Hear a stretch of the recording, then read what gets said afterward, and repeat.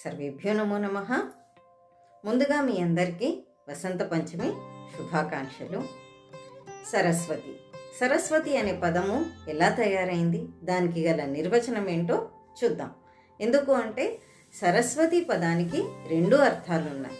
ఒకటి నది అని, రెండవది చదువుల తల్లి అని. మరి ఒకటే పదము రెండు అర్థాలలో వస్తుంది కాబట్టి వీటి నిర్వచనం ఏంటో ఇప్పుడు చూద్దాం.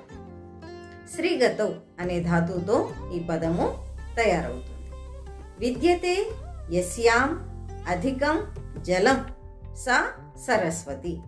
ఎందులో అయితే చాలా నీరు ఉంటుందో దానిని సరస్వతి అంటారు, అంటే సరస్వతి నది. అలాగే రెండవ నిర్వచనం వచ్చేసి విద్యతే వివిధం జ్ఞానం యస్యాం సా సరస్వతి. అంటే రకరకాల నాలెడ్జ్, చాలా విషయాలకు సంబంధించినటువంటి విజ్ఞానం ఎవరి అందైతే ఉంటుందో ఆవిడ సరస్వతి, అంటే చదువుల తల్లి. అలాగే వాక్కుని కూడా సరస్వతి అనే అంటారు. ధన్యవాదాలు.